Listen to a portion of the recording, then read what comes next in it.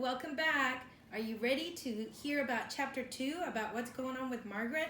Panda is. He's been waiting patiently. So go grab your stuffed animal or your dog and come sit down again. So we'll start chapter 2. Just then, there was a knock on the door of the apartment. Is it food? Margaret wondered. Margaret is always hungry when she wakes up. I am too. I don't know about you. Come on in, the Pope called out from across the room.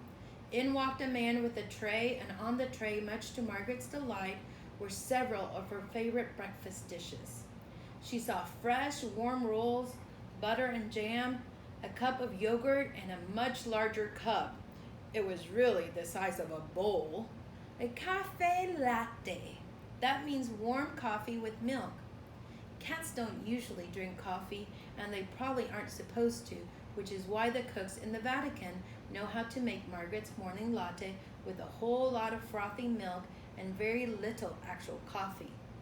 Margaret grabbed a roll in one paw and began to slurp the latte. Slurp, slurp. While she slurped, some of it splashed onto the coffee table. Then when she reached for the jam to add it to her roll, her paw went right to the bottom of the little dish in which it was set. This meant that for a few minutes, whenever Margaret walked, there were jam paw prints on the white carpet. The steward who had delivered the tray looked annoyed. The Pope just smiled. Does that happen at your house with your pets? The Pope said, I want to show you my chapel, Margaret. Finish your breakfast. So she finished that roll and quickly grabbed another. But when the jam was all gone, she lost interest. Lapping up the remaining bits of milky goodness in the saucer, she walked over to where the Pope was sitting in a chair by the window, studying a stack of papers. Ready? He said, and when Margaret purred back at him, he knew that she was. She still had froth on her whiskers. Now Vatican City, where Margaret and the Pope live, is situated on the banks of an ancient river, the Tiber. Not Tigger. Margaret wouldn't like that, but the Tiber. On the other side of the Tiber River from the Vatican is one of the most historic, ancient, and beautiful cities in the world, Rome. For more than 1,000 years, Rome was the center of Western civilization. Before there was a Vatican City, the Pope was the ruler of all of Rome and beyond, including most of Italy, and even beyond Italy of other countries in Europe. And when popes ruled these vast lands, they hired famous artists to build beautiful churches, galleries for art, libraries, and chapels. So off went Margaret and the Pope out of the apartment and down the stairs into a corridor. There were Swiss guards all along the hallway as they walked side by side.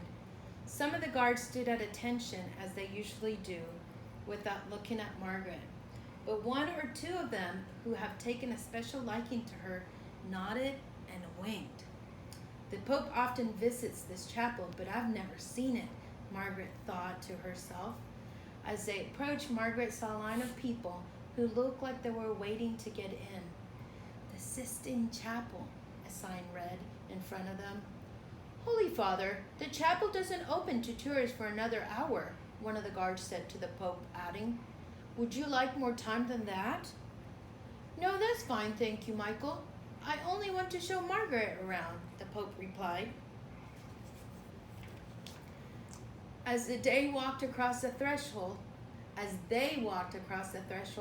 Margaret's eyes became huge like the saucer that held her morning latte.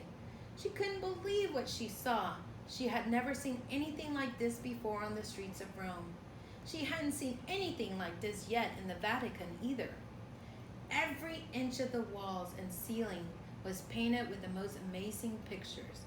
While Margaret began to take it all in, the Pope walked quietly to the front of the chapel and knelt on the stairs in front of the altar. What is he doing? Margaret wondered. But then she looked again at the walls, the ceiling. She almost fell over backward trying to see the paintings on the ceiling above her head. The ceiling in the Sistine Chapel is 44 feet tall in the middle. That's as tall as 7 or 8 adults standing on one top of another. Here's the pictures of the Sistine Chapel. Looking up, Margaret saw a huge man painted on the ceiling, directly above her. The man was reaching out his finger and touching the finger of what looked like another much older man. Margaret didn't know it then, but that picture is how the famous painter imagined God creating the first man, Adam, in the Garden of Eden. Margaret looked again at the Pope. He was still there, kneeling in the front of the chapel. She walked over to where he was and placed her paws in front of her. His eyes were closed. Margaret looked carefully at him, and she began to think. A minute later, Margaret closed her eyes too. The Pope was praying. Do cats pray? What do you think? Do you think cats pray? I honestly don't know for sure, but it looked as if Margaret was praying too. After a few minutes, the Pope opened his eyes and smiled at Margaret there beside him. He made the sign of the cross. Then he got back onto his feet. Margaret did too. As they walked out of the Sistine Chapel, the Pope explained, Margaret, 500 years ago, Pope Julius II asked a great artist named Michelangelo to paint this ceiling. 15,000 people will come through here today, as they do every day, to see these paintings. And this is part of the Sistine Chapel right there. So that is the end of chapter 2. Come back, have a great day, and next time we'll read chapter 3. Have an awesome day. Bye.